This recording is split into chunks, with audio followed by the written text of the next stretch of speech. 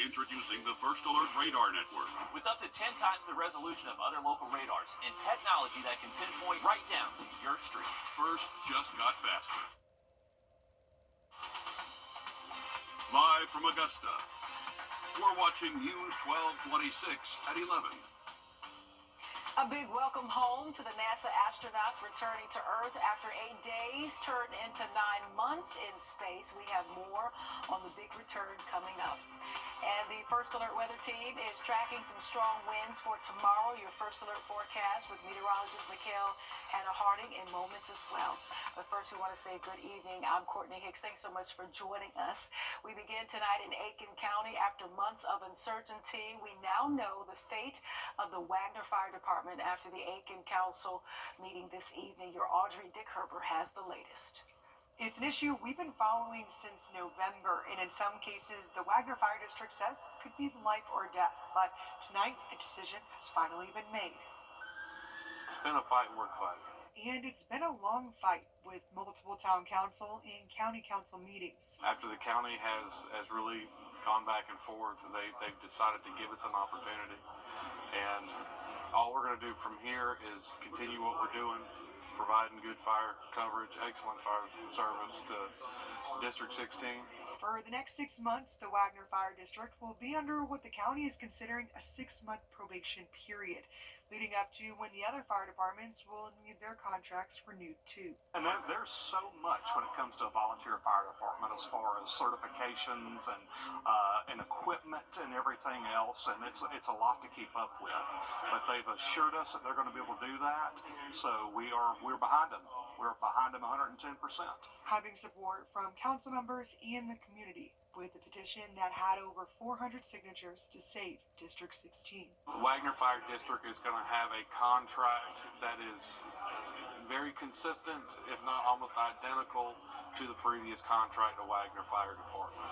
So we will still have that coverage of that 95 square miles, which will allow us not to just serve our department as a whole, but allow us to help our fellow departments in the area. Allowing them to do what he says firefighters ultimately want to do, provide for the community. Wagner Fire District can be solely a fire department now. It can serve the community in its whole capacity as a fire department. In Aiken, Audrey Dickherber on your side. And our thanks to Audrey for that tonight. Your First Alert meteorologist, Mikhail Hannah Harding, joins us with what we need to keep in mind regarding tomorrow's forecast. Mikhail? Forecast coming up. All right, thanks, Mikhail. Today marked the launch of the Columbia County Foundation's For the Future Comprehensive Plan. The plan is designed to connect those that live and work in the county with leaders to highlight the areas of development and track the plans in progress. The community involvement in the future of Columbia County gives residents a say, and it gives them a direct hand in those developments. When you see a rezoning that comes down the road, that you're like, we talked about that at the comprehensive plan at one point, and I'm glad to see that, something's finally come of that. We've had that with, sporting areas. The hospital's been one that's in years past has come up before.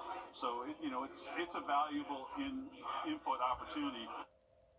And we have the project website link on wrdw.com, and there will be meetings tomorrow at the Harlem Library from 11 to 1 and at Pollard's Corner from 2 to 4. And the stranded NASA astronauts returned to Earth 9 months after leaving the planet. They and 2 other members of a separate crew safely splashing down off the Florida Gulf Coast this afternoon. Tom Costello has the latest. Now gently coasting to a soft splashdown.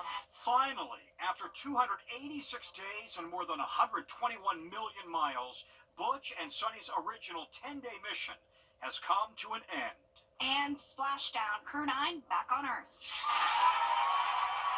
Inside that SpaceX Dragon capsule, Butch Wilmore and Sonny Williams on the space station since last June, after NASA became concerned that their new Boeing Starliner spaceship wasn't safe to bring them home. In September, they joined Crew 9 when astronaut Nick Hague and Russian cosmonaut Alexander Gorbanov docked with the station. Late last night, all 4 began packing their spaceship for the ride home. Then, just after 1 a.m., somewhere over the Pacific, Sonny Williams and Butch Wilmore begin their belated trip home. they pulled away from the ISS. On behalf of Crew 9, I'd like to say it was a privilege to call station home. Crew 9, safe journey home. Love you guys. Travel time 17 hours, from 17,000 miles per hour to zero. It's loud, it's dynamic. That final splashdown into the water, it's like a very low-speed car crash. You feel the force of impact, you hear it, and then you're in the water waiting to be recovered by the incredible recovery team. And begin readjusting to gravity, with NASA doctors watching for cardiac, blood pressure, vision, and neurological changes. Their skin has been adjusting to the lack of gravity, and one of the biggest things is their actual coordination centers within their inner ear and the brain that's connected to it. So all of a sudden they get this shock to that system. But tonight, Butch and Sonny's excellent adventure is finally over. SpaceX Freedom, splashdown. Good week. And congrats to them. Our thanks to Tom Costello for that. A Louisiana woman has been charged with the death of a sports reporter. 27-year-old Kansas City Telemundo reporter Admin Manzano died while in New Orleans covering Super Bowl 59. 48-year-old Danette Colbert, who was previously facing fraud and other charges, now faces a second-degree murder charge. Manzano was found with drugs in his system, face down in a pillow. Authorities say that although the evidence is circumstantial, they do not want the suspect to see the light of day again. Well, no, look, there's a lot of pieces in this puzzle. We recognize it's going to be a circumstantial case. Mr. Connick has some heavy lifting to do with that. We don't want Ms. Colbert to see the light of day again. Colbert was arrested a day after Manzano's death. And multiple cars set on fire at a Tesla collision center in Vegas early this morning. Authorities say it was a targeted attack after receiving reports of gunshots and a person in black setting fire to those cars. Officials said Molotov cocktails were also used that damaged about 5 Teslas. The word resist was written on the entrance. The FBI is now a part of that investigation.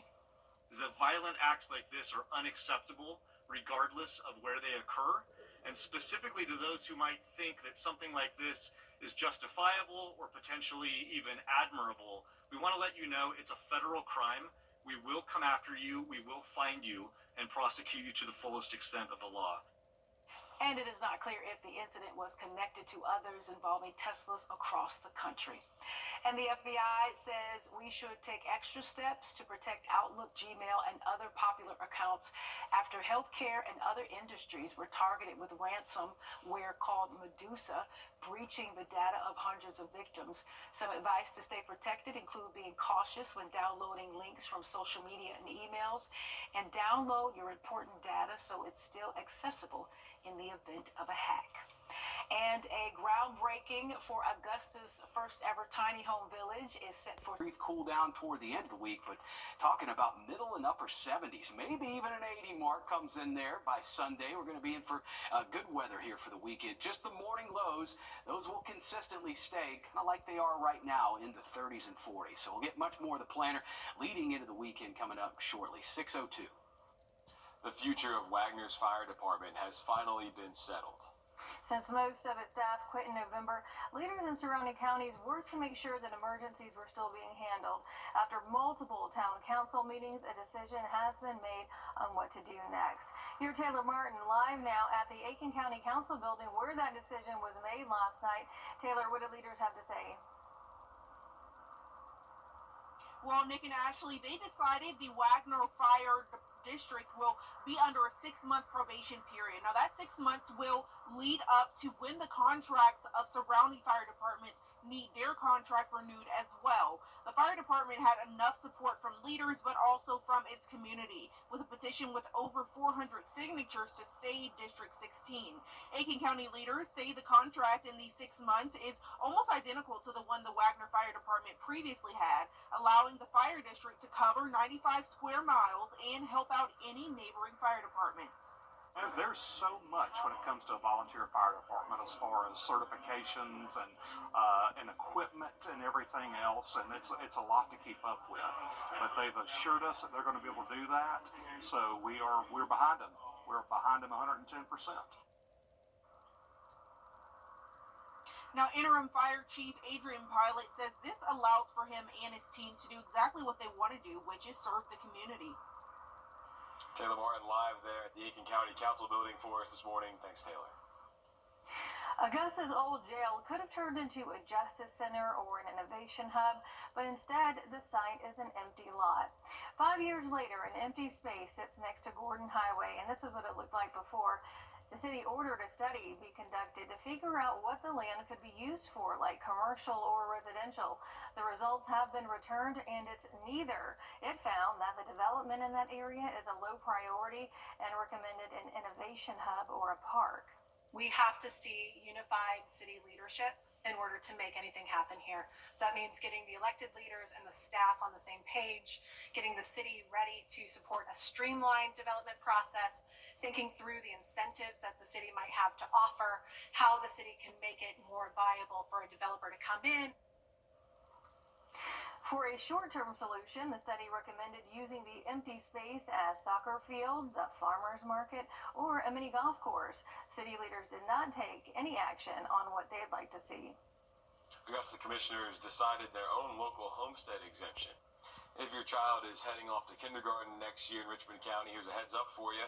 If your child is 5 or will be 5 on or before September 1st, you are encouraged to register them for kindergarten now. Families with kids currently in pre-K in Richmond County don't have to worry. You do need to hurry, though. Registration only open until March 28th. You can go to our website, wrdw.com, for more information on how to register and find what school your child will be zoned for. A boil water advisory begins today in Warrenville. The Valley Public Service Authority says from 9 a.m. to 4 p.m. water service is going to be interrupted for repairs and maintenance. They say once the water is restored, you are going to have to boil your water for a minute before cooking with it. That advisory is going to be in effect for 24 hours once that water is restored. The pair of stranded astronauts finally returning to Earth after 9 months in space. Splashing down off the coast of Florida yesterday evening, you can see it right there. Butch Wilmore and Sunny Williams returned in a SpaceX ship. They first went up to the International Space Station in June of last year on a Boeing spacecraft, but issues with the Boeing craft prevented them from returning to Earth after the scheduled 1-week-long mission. Now, the astronauts are going to be focusing on reacclimating themselves to Earth. Still ahead, South Carolina's governor nominates someone to lead one of the state's departments after its previous leader moved on. We're going to show you more about that nominee after this. Morning drives picking up just a little bit more. It's cold outside. Temperatures falling into the 30s in 40, so you may need the jacket here to start the day off. But this afternoon, boy, big warm up, and we'll talk about that coming up next. And as we head to break, giving you a live look right now at Grovetown at I-20 at 6:08. All right. Governor McMaster has now nominated his next pick to lead the agency that oversees South Carolina's child welfare system, the Department of Social Services. It comes months after the governor warned the system was coming to a breaking point. Your South Carolina State House reporter Mary Green explains. On Tuesday, Governor Henry McMaster nominated Tony Catone to be the next director of the Department of Social Services. Catone previously served as the agency's general counsel and has been its acting director since January, when former director Michael Leach resigned. Fortunately, we have a man who's been a leader, who's been educated, who's been tested, has enormous experience, and is ready to take this job. Leach, the former director, previously told us that DSS often has to serve as a catch-all agency, bearing the brunt of challenges other South Carolina departments are facing. For example, he said without a facility in South Carolina capable of treating youths with the most severe mental health needs, or space at overcrowded youth detention centers for those who should be in the juvenile justice system, there's nowhere for these kids and teens to go but DSS. And the agency isn't equipped or meant to handle their needs, putting the overall child welfare system at a breaking point. We have to develop resources and community-based services to serve children who have higher level mental health and behavioral health needs. Catone, the new nominee, vowed Tuesday to work with the other agencies that contribute to that system, like the Departments of Mental Health and Juvenile Justice, including collaborating to fight for their needs and investments. He says his top priority will be continuing the agency's reforms and improvements to the foster system, which reached record low numbers under Leach. And my hope is that we can continue those gains and perhaps even accelerate them. The governor has appointed Catone for a job in which people typically don't stay for long, in both South Carolina and in similar positions across the country. Leach listed burnout as a key driver for his resignation after 5.5 years. The stress and the hardships that go along with the work, it is really hard. Catone's background is in law, and he's been with DSS for a decade. But he says his own history before that is why he wants such a demanding job. My affiliation with the work of DSS begins actually in my youth, where I was a victim of child abuse by a non-relative caregiver. And then my family served as a kinship family for a second cousin. From a very early age, I have seen the impact and the positive impact that this agency can have. Catone will still need senators' confirmation to become the permanent director. Reporting from the State House, I'm Mary Green. While a major focus of DSS's work is in foster care and the child welfare systems, its responsibilities also include managing federal food assistance programs. That includes SNAP for the hundreds of thousands of South Carolinians who rely on them to put food on the tables. A South Carolina man's 3. The Goodwill of Middle Georgia hosted a career fair yesterday to help people connect with employers and to re-enter the workforce. Some of those employers included Arubis, Shaw Industries, and Augusta University.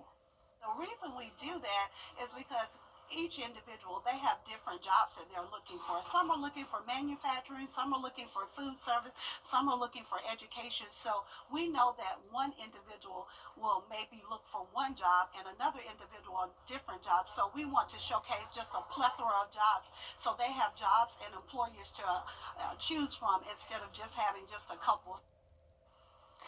People were also able to create their resume and do mock interviews. Last year, they had about 200 people attend. This year, she expects about 300 because of more employers and resources available. And a new Goodwill Center in Thompson is holding its ribbon cutting and grand opening this morning at 9:30 on Washington Road. It's next to Tractor Supply. It's already provided more than 20 jobs for the community, and it helps bridge the gap since the closest Goodwill store is in Grovetown. The Columbia County Foundation for Children has been serving in the county for more than 30 years, providing scholarships, hygiene products, clothes, and anything else a kid might need. They're able to provide this through donations and work from the community and their Helping Hands thrift store. The community can't thrive without those that are willing to get out there and do the work to support the kids in the community and folks that are in need. Everything that is sold here goes back out into the community to the students of Columbia County. And right now we have a huge need for children's clothes as well as men's clothes. She adds the thrift store provides about 50% of the foundation's funding. The foundation is also preparing to give thousands of dollars in scholarships to high school students who want to go to college. Most Americans don't care about their favorite celebrities' politics. We're tracking that first thing tomorrow morning, coming up in just a bit. Approaching 6:32. After a majority of its staff quit in November of last year, the fate of Wagner's fire department has been up in the air. But Aiken County leaders have made a decision on what to do next. Here's Taylor Martin live at the Aiken County Council building where that decision was made last night. Taylor, what did leaders decide for the Wagner Fire Department? Well, actually, they decided the Wagner Fire District can continue to serve its community. Now, for the next 6 months, Wagner Fire will be on a probation period, and this will all lead up to when other fire departments' contracts will need to be renewed. During that 6 months, the fire district will have a contract almost identical to the previous one held by the fire department. County leaders say they will still have a 95 square mile coverage and help out with neighboring counties when needed. The fire district interim fire chief says the fight for this has been worth it. After the county has really gone back and forth, they've decided to give us an opportunity. And all we're going to do from here is continue what we're doing, providing good fire coverage, excellent fire service to District 16. Now, he adds that this will allow him and his crew to do exactly what they want to do, which is serve the community. A lot of people living in that area are welcoming that good news, I'm sure. Thanks a lot for that, Taylor. 6:33 now. At one point, For Thursday and Friday, morning lows at least 30s and 40s all the way up through the entire weekend. That weekend planner looks fantastic. Spring like 76 to 78. Notice Monday will be our next chance for rain. Not a lot coming around, but a few showers possibly to start next week. 6:45. All right, thanks, Tim. Drug-sniffing dogs helped officers complete a huge Hartsfield-Jackson International Airport. This happened Saturday when a suspect arrived in Atlanta from Canada on a Delta Airlines flight.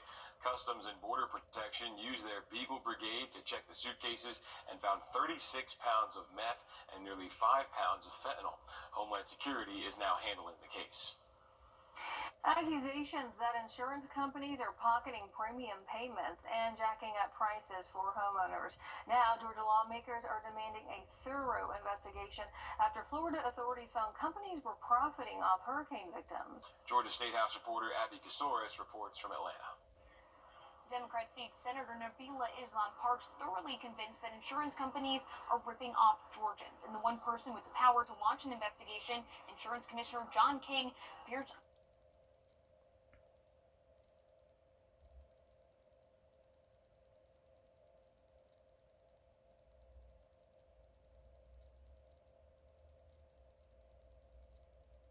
willing to do so.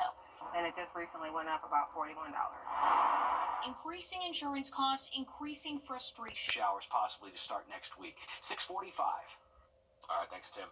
Drug-sniffing dogs helped officers complete a huge Hartsfield-Jackson International Airport.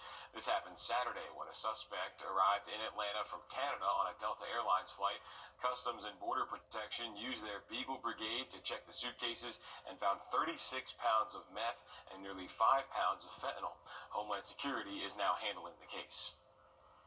Accusations that insurance companies are pocketing premium payments and jacking up prices for homeowners.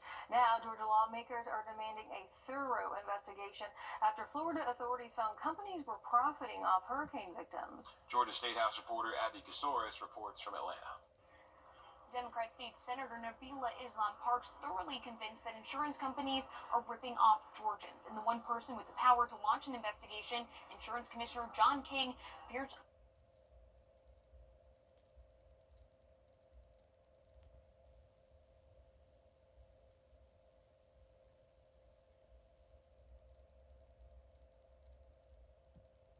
unwilling to do so. And it just recently went up about $41.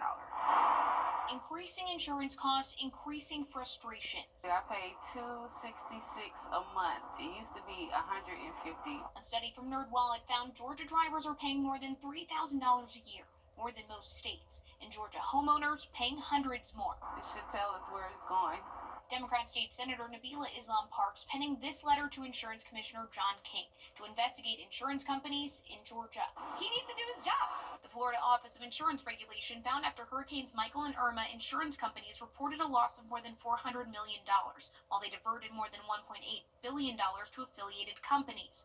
Lawmakers in Florida pushed for reform of the state's policy on lawsuits in hopes of curbing insurance costs. Yet insurance premiums rose 37%. This year, Georgia lawmakers are considering similar measures. That's what happens when you hand power to billion-dollar corporations and expect them to suddenly start looking out for working people. Commissioner King responding to the letter, saying while he has the authority to review records, he can choose to do so on a case-by-case basis. And I think it's a dereliction of his duty as insurance commissioner to not make sure that the same thing isn't happening here in Georgia. King's office sent us a statement saying that Florida's insurance market offers a unique set of challenges, ones that are not prevalent here in Georgia. In Atlanta, I'm Abby Casoris. Georgia Governor Brian Kemp named a new state labor commissioner. Barbara Rivera Holmes will now take over that role. The previous commissioner, Bruce Thompson, passed away in November from pancreatic cancer. The labor commissioner is an important role as the Labor Department oversees state laws related to the workforce, things like unemployment and child labor laws. Holmes will serve out the remainder of Thompson's 4-year term until early 2027. In a social media post earlier this week, a 22-year-old transgender woman